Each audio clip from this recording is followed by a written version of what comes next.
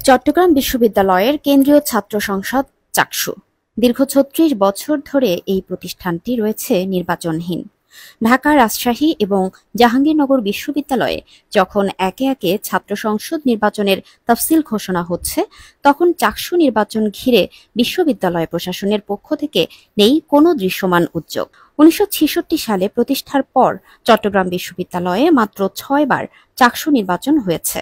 সর্বশেষ নির্বাচন হয়েছিল ১৯৯০ সালের ৮ই ফেব্রুয়ারি।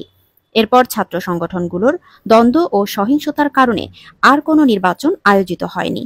দীর্ঘ ৩ দশকের বেশি সময় ধরে নির্বাচনের অনুপস্থিতিতে ছাত্র সংগঠনগুলোতে তৈরি হয়েছে নেতৃত্ব শূন্যতা, পিছিয়ে পড়েছে গণতান্ত্রিক চর্চা।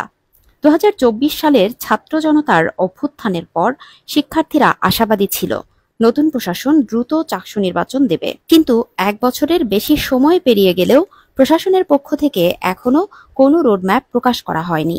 এ নিয়ে গত ১ বছর ধরে ধারাবাহিক কর্মসূচি চালিয়ে যাচ্ছে শিবির, ছাত্রদল, গণতান্ত্রিক ছাত্র সংসদ ও বামপন্থী ছাত্র সংগঠনগুলো। ছাত্র শিবিরের প্রচার সম্পাদক ইসহাক ভূঁইয়া বলেন, প্রশাসনের সদিচ্ছার অভাবেই নির্বাচন আটকে আছে।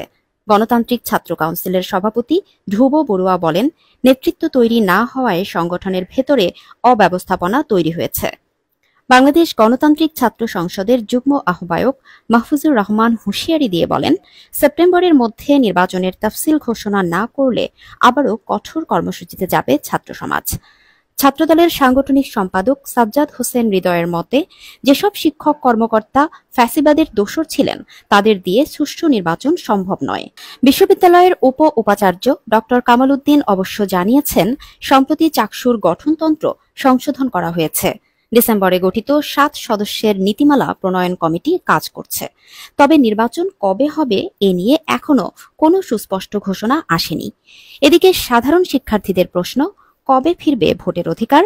আর কত বছর অপেক্ষা করতে হবে গণতন্ত্রের এই প্রাথমিক চর্চা ফিরে পেতে?